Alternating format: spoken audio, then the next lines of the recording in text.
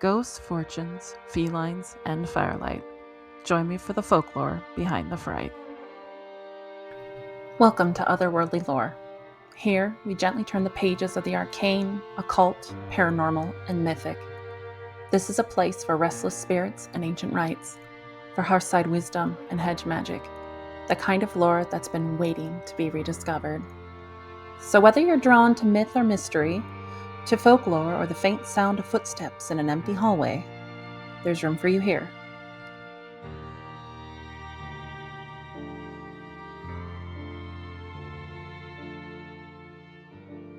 The word ghost originally meant breath or life. Its Old English root word was ghast, and the idea of spirits returning to the land of the living goes back thousands of years. Halloween's roots lie in the Celtic festival of Samhain, a celebration marking the end of the harvest and the start of the new year. Celts believed that during Samhain, the barrier between the living and the dead grew thin, letting spirits roam the earth. To protect themselves, they donned disguises to confuse malevolent spirits, built large bonfires to ward off evil, and left offerings of food and drink for friendly spirits, or even visiting ancestors.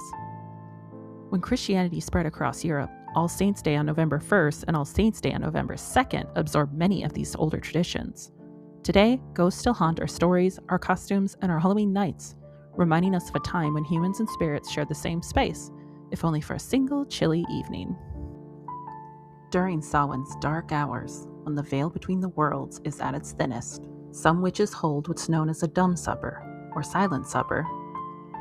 It's a ritual meal shared with the dead, honoring ancestors and loved ones who have crossed over.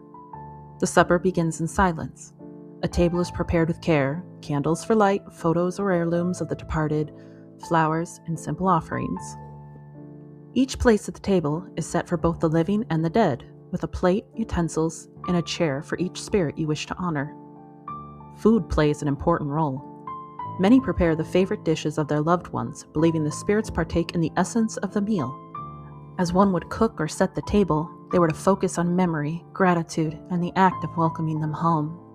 When the table would be ready, the room would be dimly lit, often only by candlelight. Once everyone was seated, the silence began. No words were spoken, no music plays, only the sound of breath, the flicker of flame, and the unseen presence of those you've invited. During the meal, you were to reflect on their lives, their lessons, and what they've left behind.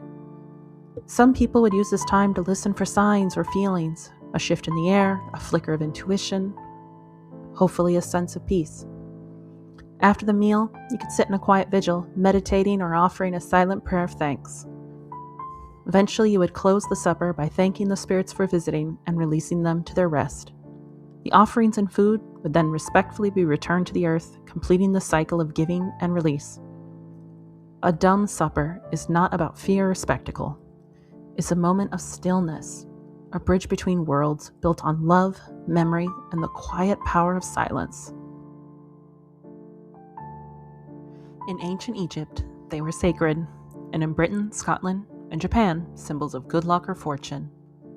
But there were also dark superstitions surrounding them, though. They became tied to witchcraft in medieval Europe, where people believed witches could shapeshift into cats or use them as magical familiars. Their dark color, nocturnal behavior, and association with mystery made them easy targets for superstition. Puritans in early America believed they were witches' familiars and even burned them. Sadly, negative superstition still lingers today, and many animal shelters pause black cat adoptions near Halloween to keep them safe. Over time, black cats became the ultimate symbols of all things eerie and enchanted, and black cats became the iconic emblem of magic and mystery. Bats and Halloween seem to be tied together tighter than a knot, but why is that? During the Celtic festival of Samhain, people believed the veil between worlds was thin, letting spirits roam the earth. Huge bonfires lit the night, and all that light attracted swarms of insects. Bats, taking full advantage of this buffet, swooped and darted through the flames, and their erratic flights made the Celts suspect they were up to more than just eating bugs. They could have been spirits darting through the night, probably up to mischief.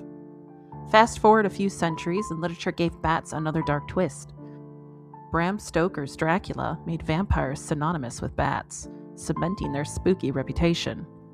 In reality, Of the 1,500 species of bats worldwide, only 3 drink blood, and they tend to prefer birds or goats over humans. The rest are harmless, adorable night flyers doing their thing. And that is how, from ancient bonfires to gothic novels, bats earned their place as Halloween's iconic winged tricksters. Barmbrack, or simply brack, is an Irish Halloween bread that does more than satisfy a sweet tooth. It's said to tell your future. The dough is a little sweeter than regular bread, but not as rich as cake. It's filled with sultanas and raisins, often soaked overnight in tea or whiskey for that deep spiced flavor.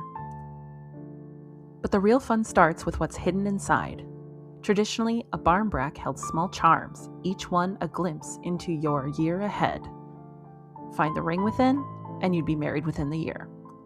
A coin meant good fortune or wealth. The pea said you wouldn't marry that year.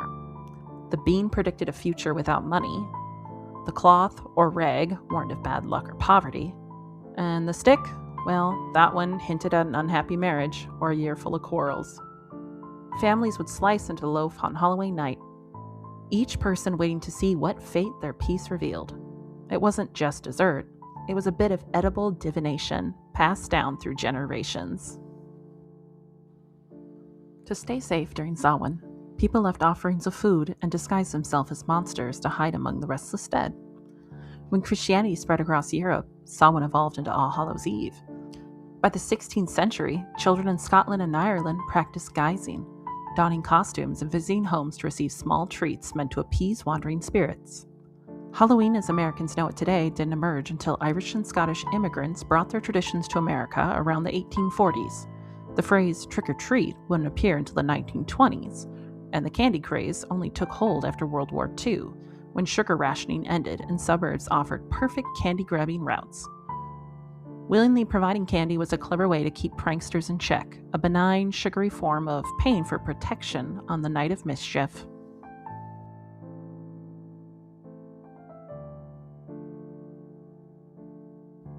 The apple and the mirror.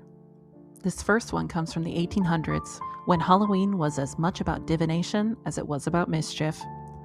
One ritual promised a glimpse of your future husband, if you were brave enough to try it.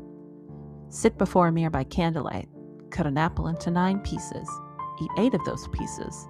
The last slice do not eat. You throw it at the mirror.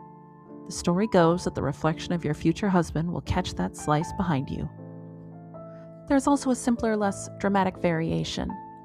In this one, a girl would comb her hair while watching herself in the mirror. In that reflection, she would see the face of the man she would someday marry. And then there is the deadly mode variation, the one that makes this superstition truly grim.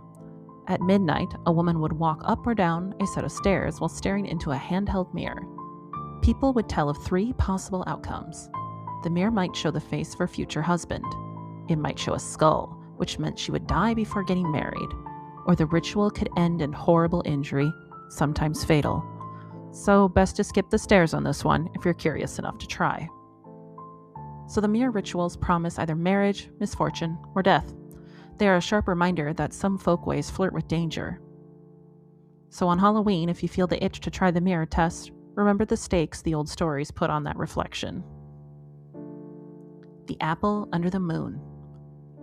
Another version of the mirror ritual took place outdoors under a full moon. A girl would carry a hand mirror and an apple, walking backwards beneath the moonlight while reciting a short incantation. She'd take bites of the apple as she went, never breaking her gaze from the glass. When she finished the last bite, her future husband's reflection was said to appear behind her. But not everyone saw a face. Some mirrors stayed empty, the surface catching only the pale light of the moon. And on All Hallows' Eve, that silence would be answer enough. The apple peel's secret. If you peeled an apple in one long, unbroken strip and threw the skin over your left shoulder, the shape it made on the floor was said to reveal the first initial of your future spouse's name. It was a harmless bit of divination, a way to ask love's question without risking much more than an apple. After all, on All Hallows' Eve, even the smallest acts were enough to draw back the veil, just enough to glimpse unknown knowledge. Nutcrack Night. In some parts of Scotland and northern England, Halloween was called Nutcrack Night, a time to learn your romantic fortune. One popular ritual involved roasting chestnuts over the fire. A woman would give each nut the name of a potential suitor. As the nuts hissed, sparked, or caught fire, their behavior revealed personality traits. A hissing nut warned of a bad temper, while one that burst into flames promised passion. Couples thinking of marriage had their own test. They would place 2 nuts together. If one popped away, it signaled separation, or worse, death or divorce. But if both stayed together while turning to ashes, it foretold a long and happy life together. For the single, the ritual could get even more daring. A person would visit a walnut tree at midnight, circle it 3 times, and call out to something akin to, "Let him that is to be my true love bring me walnuts." According to the tale, the apparition of their future spouse might appear, waiting in the branches. A nutcrack night it seemed.